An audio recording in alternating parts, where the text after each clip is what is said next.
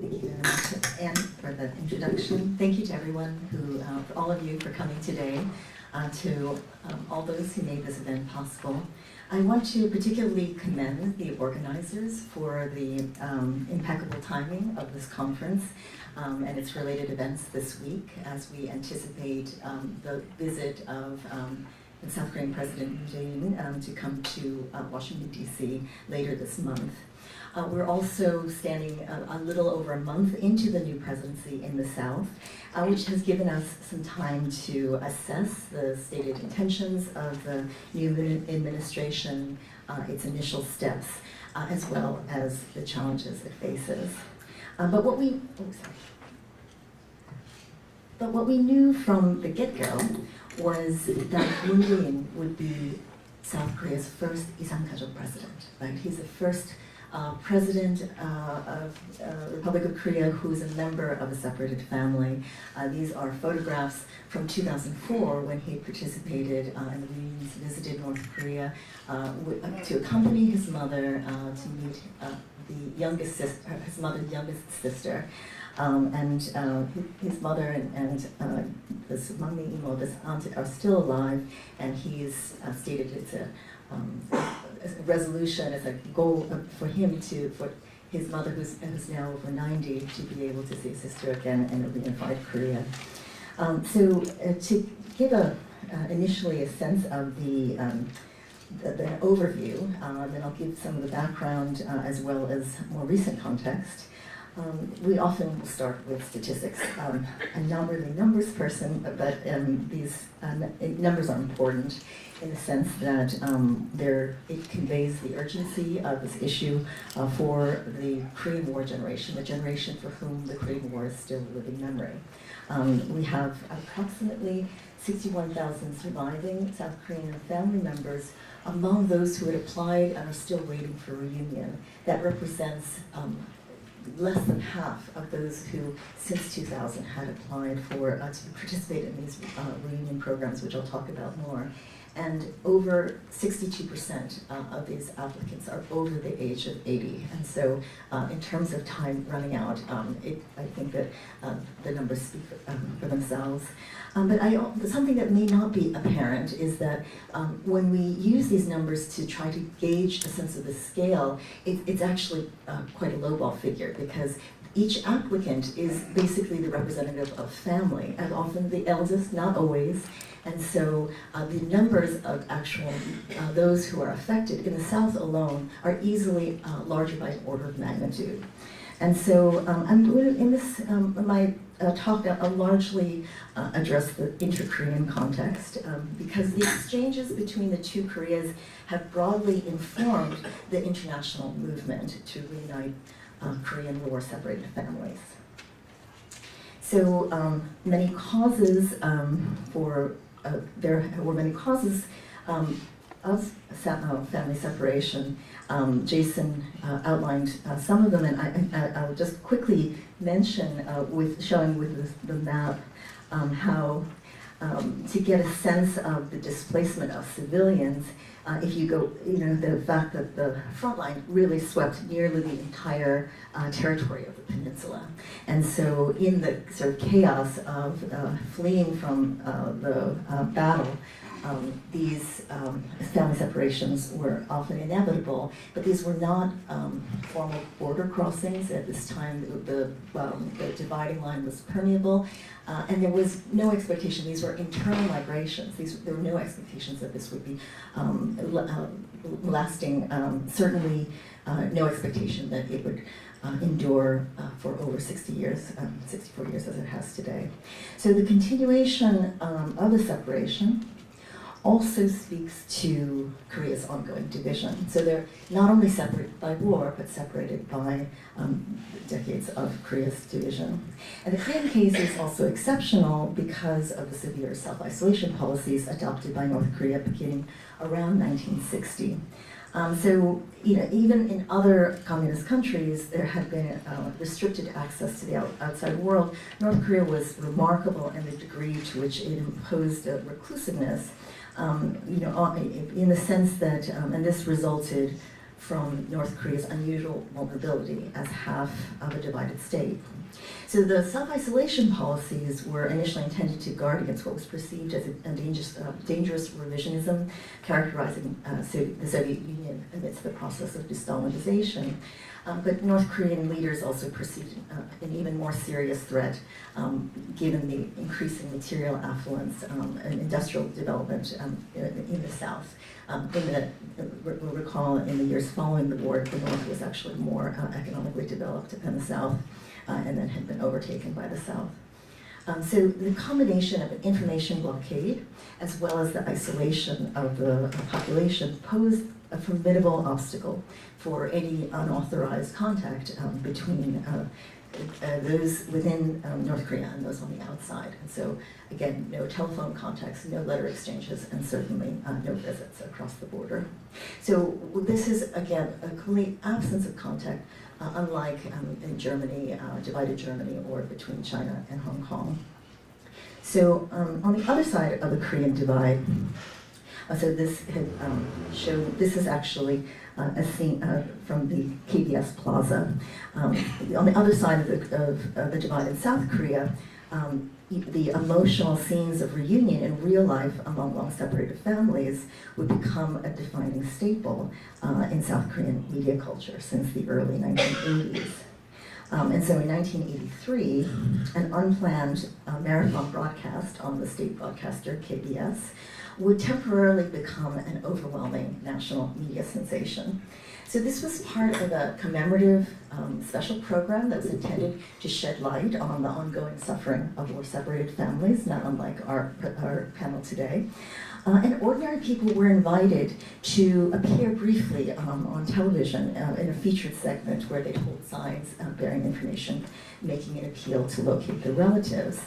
This broadcast was initially planned to last for 95 minutes, but it generated such a tremendous groundswell that KBS was left with no choice but to extend the live broadcast as a special television program, which became this marathon that would eventually continue for a total of 138 days. This broadcast is known as the Isamgajok, the Finding Separated Families. And it lasted from June 30th until November 14th, eventually resulting in 10,189 successful reunions. These are reunions of families who are only in South Korea. In some cases, they've been living within, easy walking distance, relatively the next village over. Part of the reason why they couldn't locate each other is young children may have been illiterate, and so the newspaper campaigns were not, were lost on them.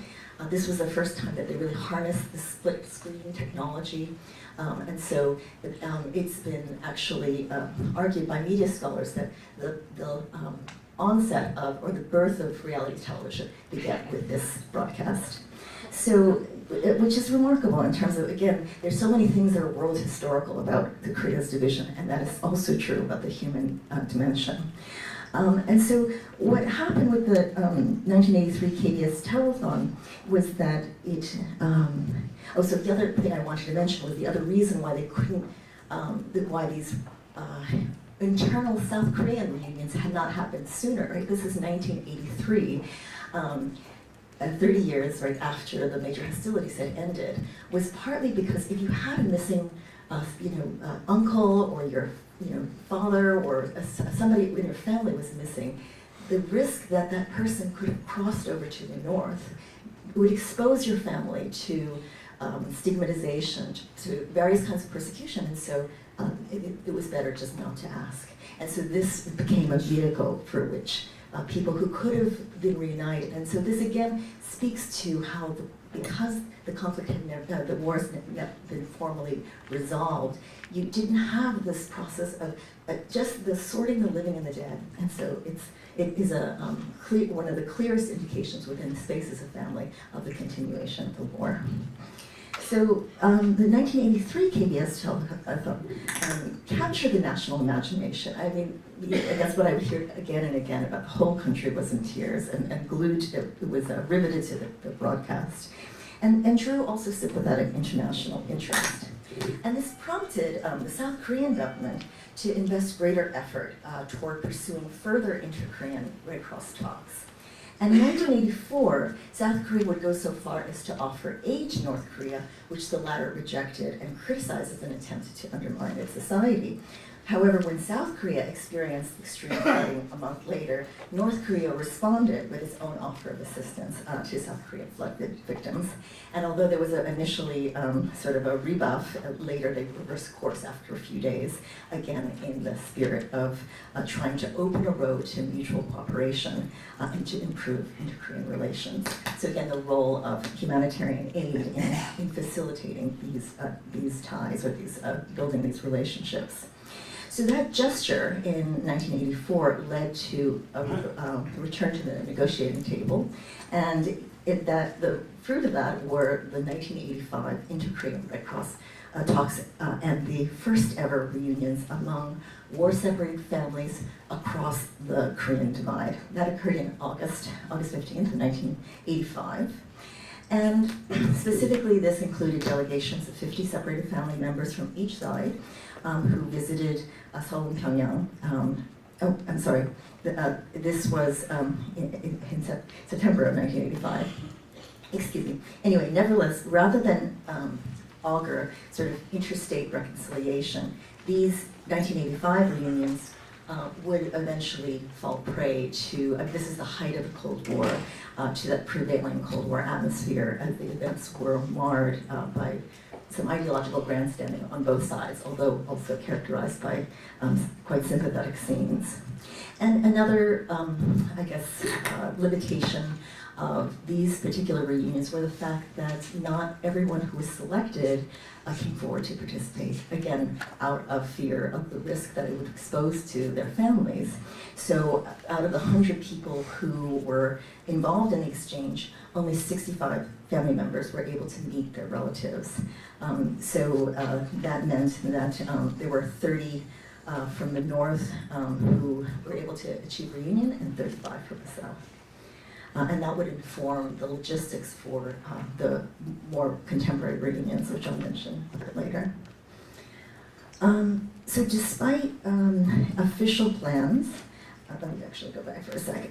Despite official plans to continue this reunion program, the efforts were halted after negotiations could not resolve the differences between the two governments over South Korea's continued participation in the annual joint military exercises, the team spirit exercises, war games with the United States. And so the 1985 reunion would be, for 15 years, would be a one-off, right? That would be the only official exchange between the two Koreas until the breakthrough in the year 2000.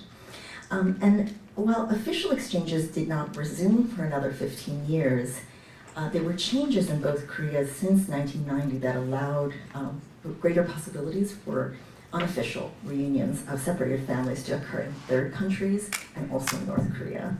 So with South Korea's economic takeoff during the 1980s, that translated to a shift in its foreign policy under President Roh Tae-woo, who pursued, in the latter part of the decade, Nordpolitik. It's sort of taking a cue from West Germany's Ostpolitik toward East Germany and the Soviet bloc. So South Korea made diplomatic gestures toward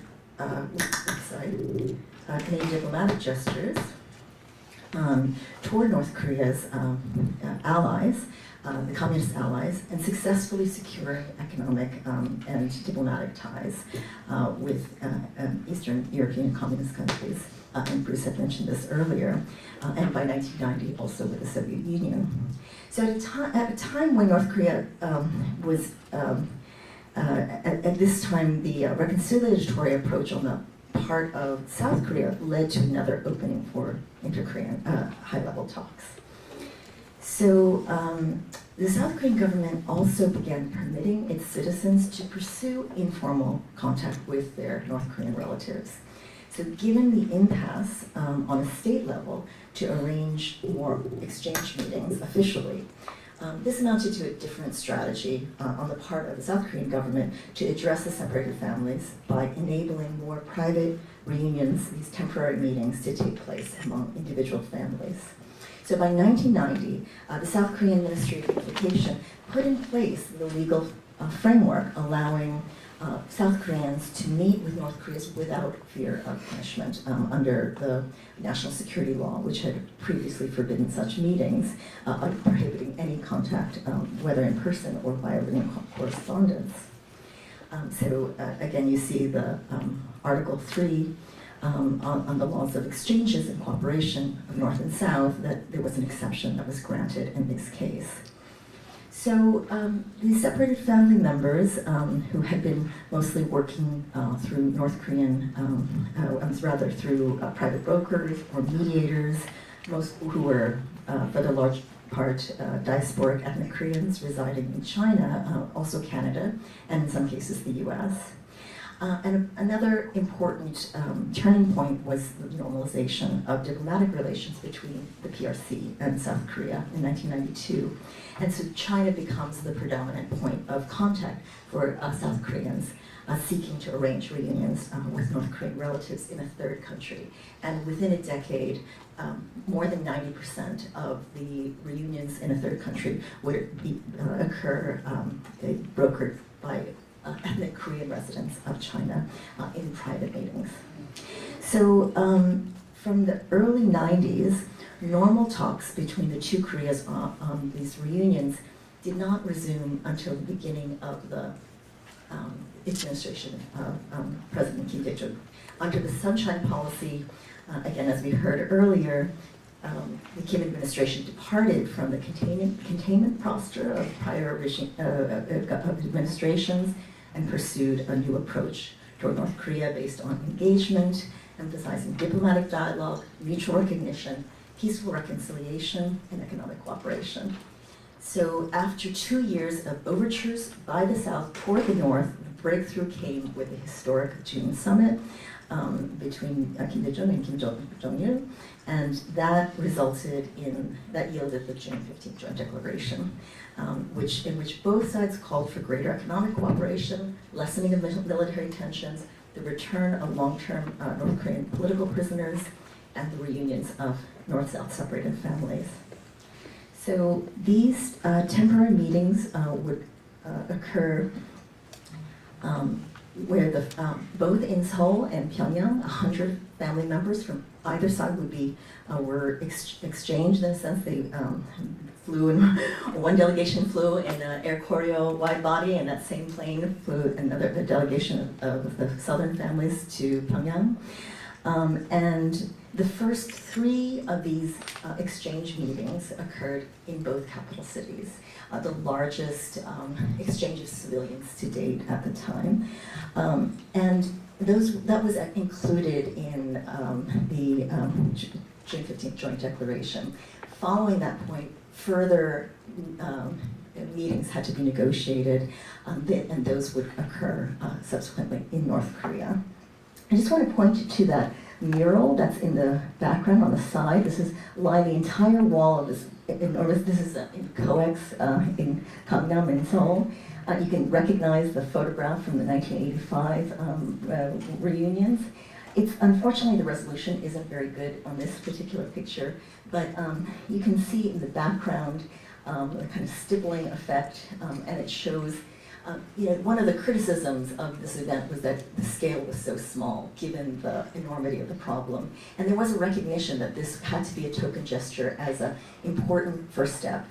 But the acknowledgement of those who could not be included was in part integrated into the scene, and it's in that mural. That if you were so I was able to do field work during the first 3 reunions, and the murals actually made up a sort of a computer that's stippling, so that it's each of the points is actually a character in the names of the over 120 applicants. So there's sort of, kind of the whole event is shadowed by all those who couldn't participate at the time, with the understanding that the breakthrough again of this was that these continued. They would continue for 20 more rounds in-person reunions, as well as expanded letter exchanges and video reunions, so that for those who could not physically meet, at least they were able to reconstruct family histories and find out what had happened more than 50 years earlier, which is just extraordinary that there was this complete loss of contact. And so that, as dramatic as these and emotional as these reunions were, what in some senses was more groundbreaking was the scene at the Red Cross headquarters, which again I was able to visit in Seoul during this lead up in the month prior. They only had 1 month to locate all the families. So the people who had been in South Korea, who had in many cases hidden their family histories, or more likely had given up for dead. And this is after decades of no news at all, particularly after 1992, and with no news, these were those who had been assumed, and given the massive loss of life. So the list that had come was, again, just shocking, because people couldn't really believe it until they saw the photograph that was on these little applications. So these are the Red Cross workers on the right side, and the applicants, the families, people who in some cases come to from the provinces, or they have been called and they wanted to physically come into the Red Cross office. And that was the moment where they got the news for the first time that their relative had survived. So this is what I call the return of the presumed war dead. And here we see this parallel with the return of remains of U.S. servicemen, this really kind of reconstructing after 5 decades, really what transpired during the war, what was the fate of their loved ones. So notably, you'll see that these were all, this is happening in the Red Cross office. They're wearing their little yellow vests, and the reunions were also administered by the respective societies of North and South Red Cross societies. And this is again another point of kind of parallel between our 2 issues that we're addressing on this panel today, in the sense that the International Red Cross was established thanks to the Geneva Conventions, the Red Cross was established in 1864. The early Geneva Conventions first ratified. Initially ratified in Europe, the more modern version in 1949 with the 4 conventions that includes a principle of respect for family life, and that's relevant to both reuniting displaced families and also the return of remains. So the Geneva Conventions, even though President Trump had to be schooled by Angela Merkel, I'm going to guess that most people in the room was aware, is a body of public international law, also known as humanitarian law of armed conflicts. And the purpose is to provide at least minimum protections, standards of humane treatment, and fundamental guarantees of respect to individuals who become victims of armed conflicts. The U.S. is a party to the 1949 conventions, and this is a reciprocal agreement. So honoring the Geneva Conventions is also about protecting the rights of U.S. soldiers and the rights of their families. In terms of how, with the passing of the Korean War generation, and in light of Rick's and Jason's earlier addresses, their presentations, it's clear that this is also the work of the next generation. There was a very compelling sense of this mourning for those who waited, the parents who didn't live long enough to see the children that they had been very faithfully waiting for, where many of the siblings might have given them up for dead. And so that was a very powerful, significance of these particular series of meetings.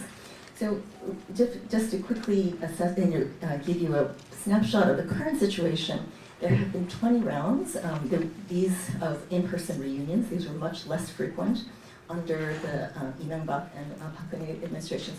Basically, when you had the turn to conservative rule, there had a return to also hardline policy toward the north, and there was, as you can imagine, a real far more limited circumstances for these humanitarian exchanges to take place. And so we're right now, particularly in the anticipation of President Moon's visit, we enjoy a window of opportunity with the election of Moon Jae-in, and I wanted to share this was a lot of the election photos. There are a number of things to say, but I'll just point to this sign, Tudemun, which is a kind of abbreviation of a expression which is like you have to vote for Moon Jae-in for president. But it also has been used as a little phrase as like to the moon, which as someone growing up watching with my parents reruns of The Honeymooners, I thought that was again a very clever play on words, right? But I think that this is a very helpful cultural touchstone for those of us in the room who may not be students of Korean history, in the sense that Jackie Gleason, right, sitcom started in 1951, and so if we get the sense of temporal distance from when that show first started, let alone was in reruns forever, you get an appreciation for how long these family members have been separated. And again, with Moon Jae-in, the other aspect of the opportunity that his presidency represents is really this power of personal biography. The circumstances that he's facing are more challenging than in the early years of the millennium, there's no question, but also Moon, in terms of within South Korean politics, he enjoys a broad base of political support, and he has this personal background, both having served in the special forces, so that gives him a kind of leverage and some kind of clout that in terms of military issues that perhaps his center left predecessors may not have enjoyed. And even in contact with the White House already since the election on May 18th, there had been a meeting with one of Moon's representatives in preparation for this upcoming summit, where Moon's representative conveyed this intention to expand reunions and also humanitarian aid, citing President Moon's personal history as someone who fled fled to the South during the war and was a member himself of a separated family. And reportedly, he received a sympathetic response from President Trump already. So that groundwork has really been laid. In terms of that conversation, we have a pragmatic and savvy South Korean president who enjoys this now over 80% support. And this is an issue in South Korea, as well as in the US, but particularly in South Korea, despite the lingering political divisions, both progressives and conservatives agree upon the need to reunite separated families.